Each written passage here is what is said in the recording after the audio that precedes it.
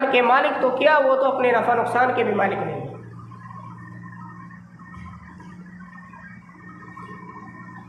اللہ رب العالمین قرآن کریم کے اندر ارشاد فرماتا ہے قل انی لا املک لکم من اللہ شیئا، اے نبی آپ کہہ دیجئے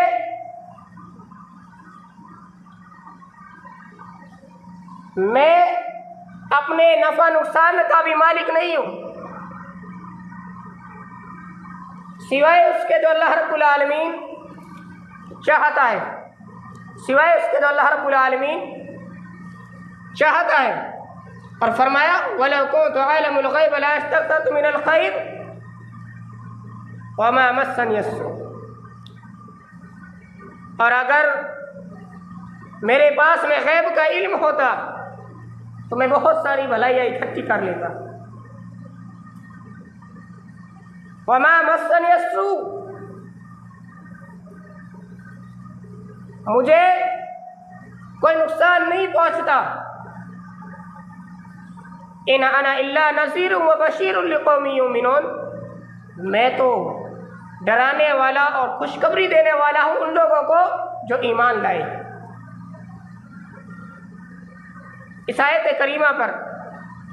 ذرا غور کرو، جب ایک نبی اپنے نفع نقصان کے مالک نہیں تو نبی سے کمتر لوگ، کوئی بزرگ یا کوئی پیر یا پھر اور لوگ جن سے لوگ نفع کی امید رکھتے ہیں، ان کے خوف سے ڈرتے ہیں کہ کہیں یہ ہمیں نقصان نہ پہنچا دے، تو ذرا بتلائیے جب نبی اپنے نقصان کا مالک نہیں تو نبی سے کمتر لوگ کیسے کسی کے نفع نقصان کے مالک ہو سکتے ہیں؟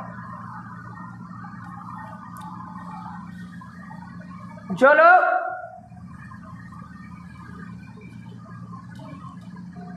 کسی پیر کے نفع سے ڈرتے ہیں، نقصان سے ڈرتے ہیں کہ کہیں یہ ہمیں نقصان نہ پہنچا دے، یا جن کی قبروں پر جو لوگ جاتے ہیں ان کے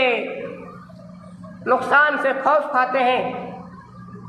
تو انہی کے بارے میں اللہ رب العالمین نے ارشاد فرمایا قل افرأیتم ما تدعون من دون اللہ، اے نبی صلی اللہ علیہ وسلم آپ کہہ دیجئے جن کو تم اللہ کے علاوہ پکارتے ہو، او ارادنی برحمت هل ہن ممسکات رحمتی،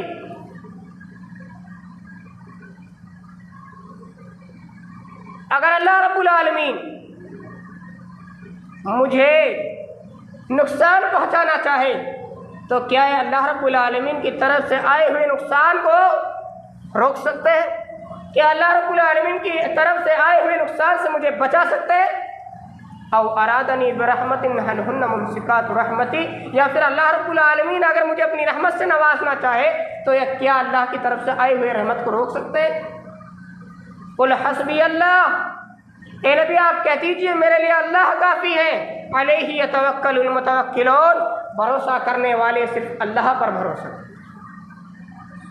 اس آیت کریمہ کے اندر اللہ رب العالمین نے کھلا چیلنج دیا کہ اگر اللہ رب العالمین آپ کو نقصان پہنچانا چاہے تو کیا یہ اللہ رب العالمین کی طرف سے پہنچائے ہوئے نقصان سے آپ کو بچا سکتے ہیں؟ یا پھر اللہ رب العالمین آپ کو اپنی رحمت سے نوازے تو کیا یہ اللہ تعالیٰ کی طرف سے آئی ہوئی رحمت کو روک سکتے ہیں؟ تو ایسا یہ ہرگز نہیں کر سکتے، اور جب یہ ایسا نہیں کر سکتے تو یہ نفع نقصان کے مالک نہیں ہے۔ اللہ رب العالمین نے یہی لوگوں کو سمجھا رہا ہے کہ نفع نقصان کا مالک میں ہوں۔ اللہ کے نبی صلی اللہ علیہ وسلم نے فرمایا کہ اگر پوری دنیا مل کر کے تمہیں نقصان پہنچانا چاہے تو تمہیں نقصان نہیں پہنچا سکتی سوائے اس کے جو تمہارے حق میں لکھ دیا ہے، یا پھر پوری دنیا مل کر کے تمہیں فائدہ پہنچانا چاہے تو تمہیں فائدہ نہیں پہنچا سکتی سوائے اس کے جو تمہارے حق میں لکھ دیا ہے۔ تو اس سے پتہ چلتا ہے کہ اللہ رب العالمین نے جو ہماری تقدیر میں لکھا ہے وہ تو ہو کر ہی رہے گا، وہ مٹ نہیں سکتا۔ اللہ رب العالمین نے نبی اکرم صلی اللہ علیہ وسلم سے فرمایا، قرآن کریم کے اندر اللہ تعالیٰ فرماتا ہے کہ محمد، اگر آپ نعوذ باللہ اگر آپ ان کی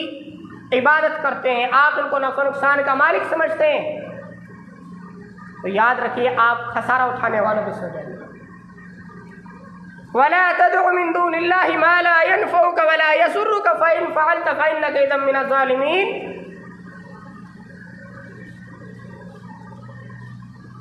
وَلَا تَدْعُ مِن دُونِ اللَّهِ مَا لَا يَنفَعُكَ وَلَا يَضُرُّكَ، یہ نہ نقصان پہنچا سکتے ہیں نہ نفع پہنچا سکتے ہیں، اور اگر اے محمد آپ انہیں نفع نقصان کا مالک سمجھیں گے تو آپ خسارہ اٹھانے والوں میں سے ہو جائیں گے۔ آیت کریمہ کے اندر اللہ رب العالمین نے ڈرایا تو تمام لوگوں کو، لیکن آیت کریمہ کے اندر اللہ کے نبی صلی اللہ علیہ وسلم سے کہا گیا کہ محمد نعوذ باللہ اگر آپ ان لوگوں میں شامل ہو گئے، یعنی آپ ان کو نفع نقصان کے مالک سمجھنے لگے، تو آپ خسارہ اٹھانے والوں میں سے ہو جائیں گے، آپ کے تمام اعمال برباد ہو جائیں گے۔ جب نبی اکرم صلی اللہ علیہ وسلم کو نفع پہنچانے والا، نقصان پہنچانے والا اللہ رب العالمین ہے،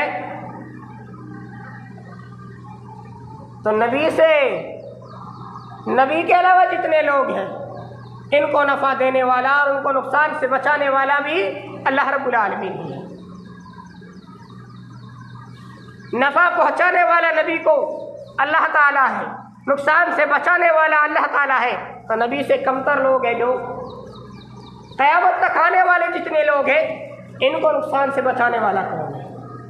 تو اس کا سیدھا جواب ہے کہ ان کو بھی نقصان سے بچانے والا اللہ رب العالمین ہے۔ اللہ رب العالمین نے قرآن کریم کے اندر ارشاد فرمایا،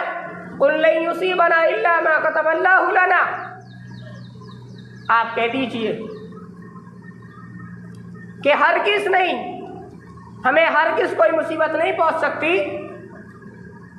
إِلَّا مَا كَتَبَ اللَّهُ لَنَا، سوائے اس کے جو ہمارے مقدر میں لکھا ہے۔